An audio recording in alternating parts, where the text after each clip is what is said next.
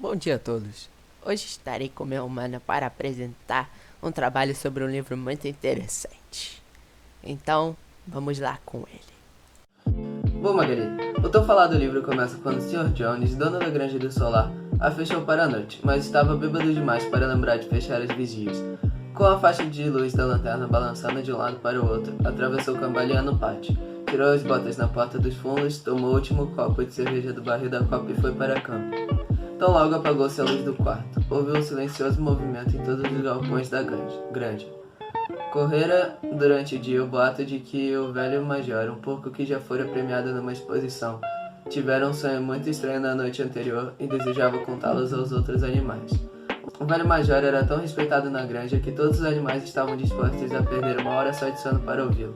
Os animais foram chegando. Os primeiros foram os 3 cachorros, Branca, Lulu e Catavento. Depois os porcos, que se sentaram sobre a palha em frente ao estrado.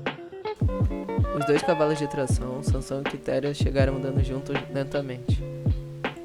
E as vacas e ovelhas sentaram-se atrás dos porcos.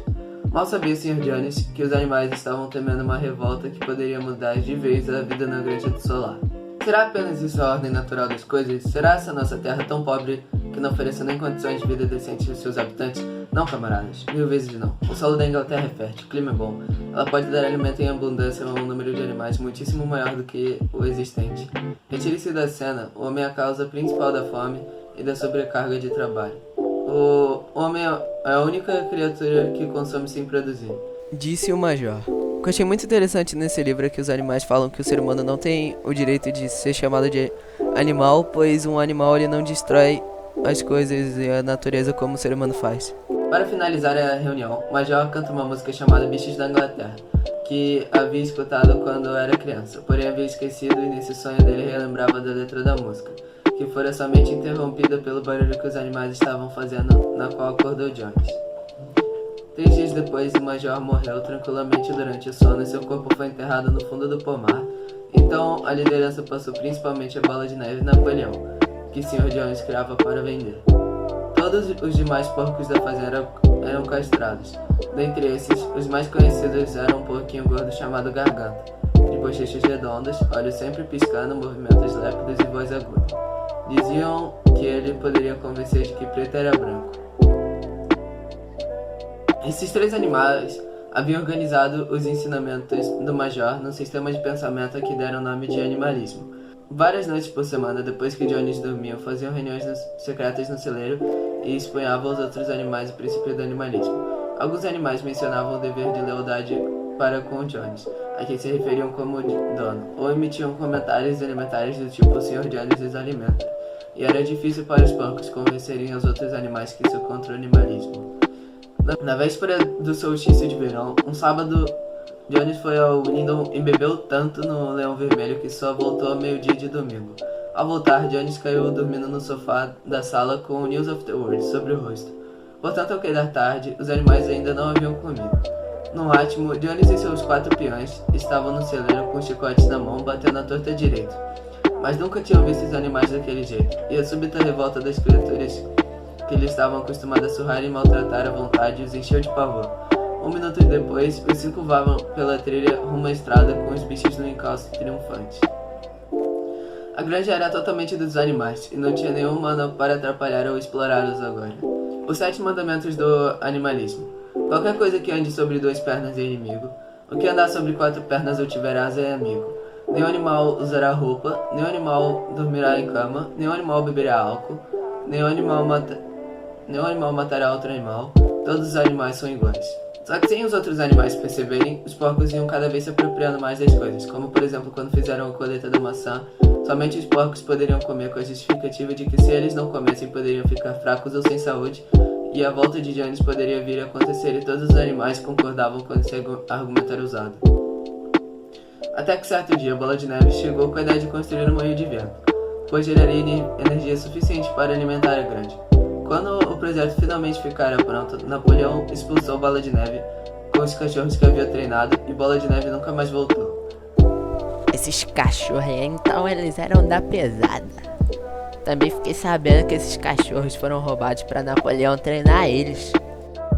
Exatamente, Magali. Por causa disso, esses cachorros obedeciam estritamente Napoleão e eram sedentos pelo gosto de sangue.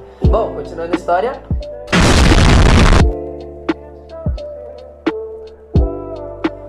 Começou a correr o boato de que Bola de Neve era um traidor e que ninguém deveria confiar nele. Uma janela quebrada, um dreno entupido e com certeza alguém diria que Bola de Neve viera à noite e fizera aquilo. Quando se perdeu a chave do depósito, toda a granja se convenceu de que Bola de Neve a jogara no fundo do poço e depois Napoleão havia aberto investigações contra o tão temido Bola de Neve. Temos motivos para pensar que alguns agentes secretos de Bola de Neve estão ocultos entre nós nesse momento, disse Napoleão. 4 dias depois da tardinha, mandou que os bichos se reunissem no pátio. Alguns cachorros pegaram 4 porcos à força pela orelha e levantaram aos pés de Napoleão. Um cachorro tentou pegar Sansão, mas Sansão deu uma patada nele e o cachorro graniu pedindo piedade, e os outros 2 fugiram com o rabo entre as pernas. Sansão olhou para Napoleão para saber se devia liquidar o cachorro ou deixá-lo ir. Napoleão pareceu mudar de expressão e ríspido ordenou a Sansão que o soltasse e este ergueu a pata, deixando ir o cachorro ferido ou uivar. Então Napoleão induziu os porcos a confessar os seus crimes. Eram os mesmos que haviam protestado quando Napoleão abolira as reuniões dominicais. Algumas galinhas confessaram não colocar ovos de propósito. Aproximaram-se e declararam que Bola de Neve lhes aparecera em um sonho, instigando-os a desobedecer às ordens de Napoleão. Também foram degoladas. Uma ovelha confessou ter urinado no açude por insistência, disse de Bola de Neve. E 2 outras confessaram ter assassinado um velho bode, seguidor especialmente devotado de Napoleão. E assim prosseguiu a sessão de confissões e execuções, até ouvir um montão de cadáveres ao pé de Napoleão e um pesado cheiro de sangue no ar, coisa que não se sucedia desde a expulsão de Jones. Certa vez Napoleão acabou provando do álcool. Chegou a mandar fazer uma plantação de cevada para poder produzir o próprio álcool e pediu que lhe trouxessem livros sobre fermentação. Depois de muito tempo as pessoas nem se lembravam como era na época de Jones e a maioria dos mandamentos estavam mudados. Em uma certa reunião dos porcos, os animais espiavam pela janela e não sabiam nem mais dizer quem era porco e humano. O que eu também percebi nesse livro é que as pessoas não percebem as mudanças quando elas vão acontecendo devagar, pois os porcos foram se aproximando das coisas devagar a ponto de ninguém perceber, mas na realidade eles estavam totalmente contra o animalismo.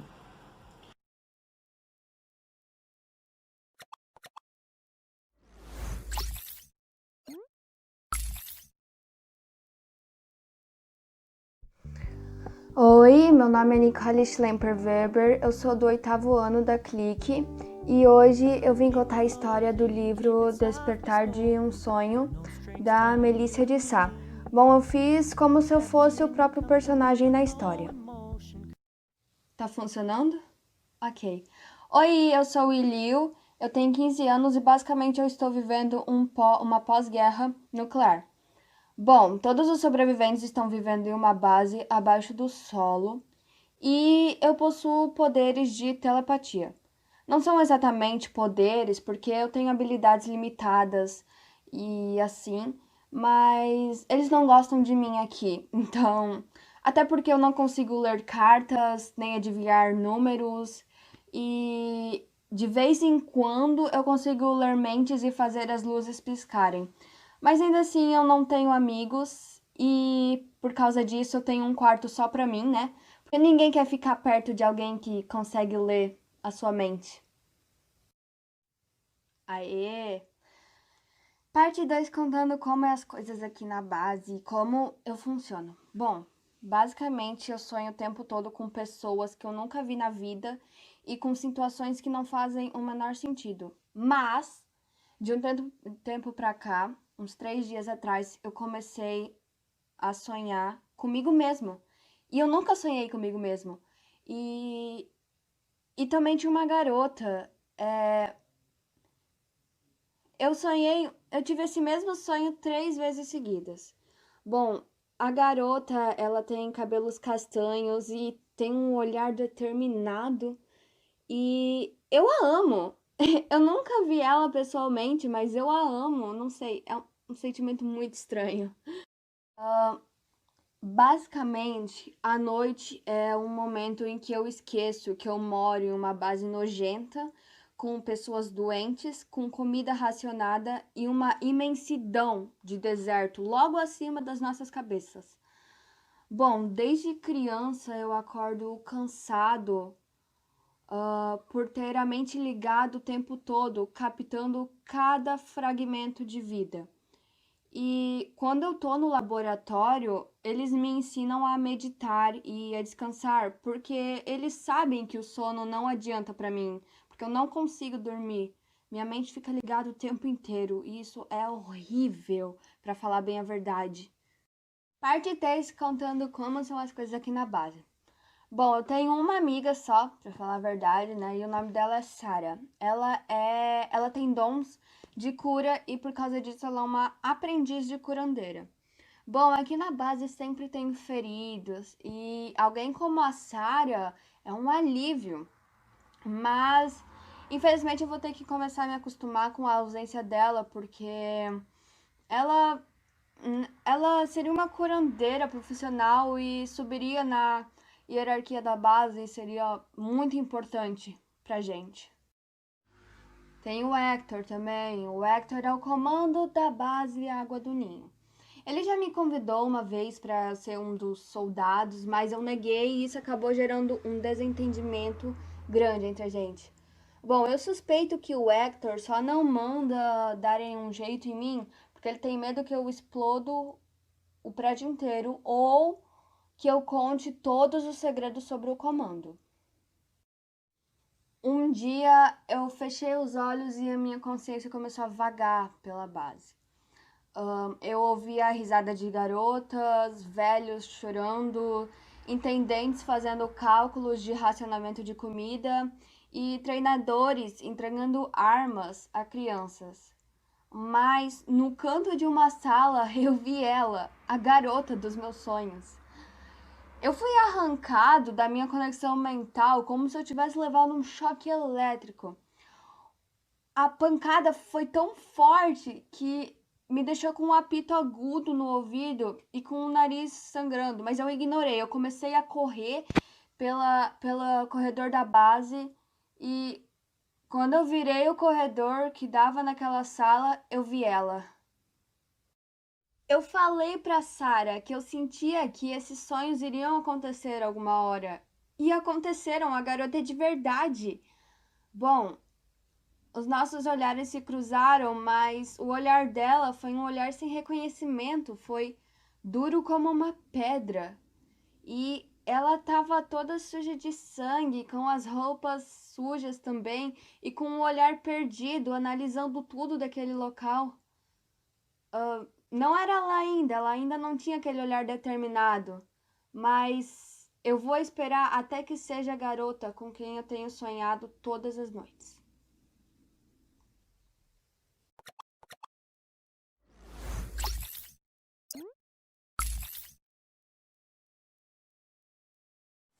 Olá, meu nome é Amanda Zancanaro, sou aluna do Centro de Ensino Clique do primeiro ano do ensino médio.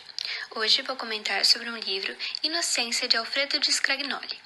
O livro começa quando o Sr. Pereira, pai de Inocência, encontra Cirino no Mato Grosso e Cirino está atrás de doenças para que ele possa curar. Sr. Pereira fica feliz e pede que Cirino vá até sua casa para que cuide de Inocência, que está doente.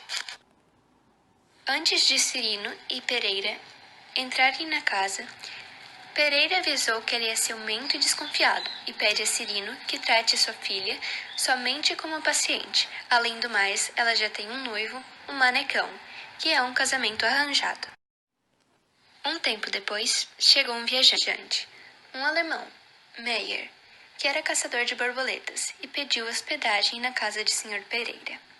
Ele também trabalhava como carteiro e trouxe uma carta para Sr. Pereira que vinha de seu irmão, Sr. Vicente. Sr. Pereira, que Meyer está ali como um tio para Inocência. Sr. Pereira apresenta Meyer a Inocência, e ele diz que Inocência é a mais bonita do sertão. Sr. Pereira fica zangado. Cirino se apaixona por Inocência e resolve se declarar para ela. E o sentimento é recíproco. Cirino quer fugir com Inocência, mas ela não concordou, porque seu pai não permitirá e também porque iria manchar o nome de sua família. Então, Inocência fala para Cirino ir atrás de seu tio Antônio, para que ele o convença Pereira a deixar Cirino e Inocência ficar juntos. Então, Cirino vai. Enquanto isso, Manecão chega à casa de Pereira para ver sua noiva, mas ela diz que não quer se casar com esse homem. Seu pai fica furioso, bate nela e diz que isso só pode ser obra do Meyer. Mas Tico, um anão mudo, chega e demonstra um médico, que quer dizer que Meyer não é responsável por isso, e sim Cirino. Cirino vai até a casa de Antônio, tio de Inocência, e lá implora para ele convencer a Pereira a não permitir o casamento de Inocência com o Manecão. Antônio diz que não pode fazer nada, mas vai ver o que pode fazer. Ele pediu que Cirino esperasse-o ali em 8 dias, e se parecer, os dois vão falar com Pereira. Caso contrário, Cirino terá que esquecer Inocência. 8 dias depois, Cirino fica à espera de Antônio, mas encontra Manecão primeiro. Manecão quase mata Cirino, mas antes de Cirino morrer, Antônio chega. E Cirino diz a Antônio para que ele impeça o casamento. E Cirino morre. No final do livro, Inocência morre de tristeza e o viajante alemão Meyer encontra borboleta e dá o nome a ela de Papillon Inocente. Este livro demonstra uma antiga realidade. É muito interessante e recomendo todos a lerem. Muito obrigada pela atenção.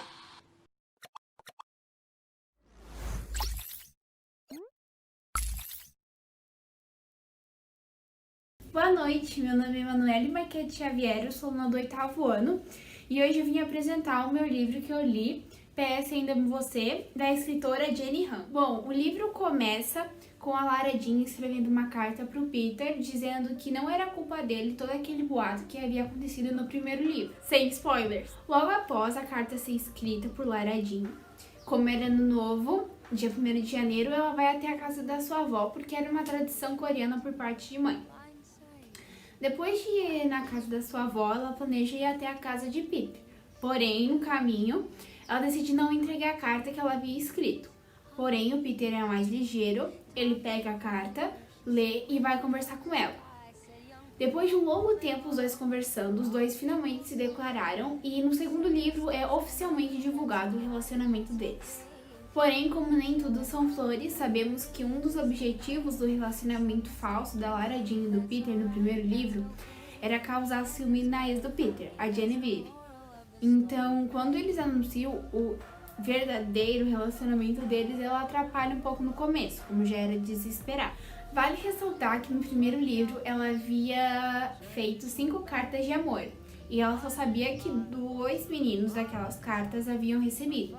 Porém, um tempo depois de a Lara Jean e o Peter começarem a namorar, John Ambrose McLaren, que era um dos garotos que ela havia escrito a carta, manda uma carta para ela respondendo esta carta que ela havia escrito há muito tempo atrás. E aquilo foi um soco no estômago para ela, porque ela havia começado a namorar o garoto que ela amava. Um tempo se passou depois da carta, a Lara Jean havia descoberto pela sua amiga bem próxima que o Peter havia se encontrado com a ex dele, a Jenny. Ela estava tão magoada que ela não deu tempo de o Peter se explicar e infelizmente os dois acabaram o namoro.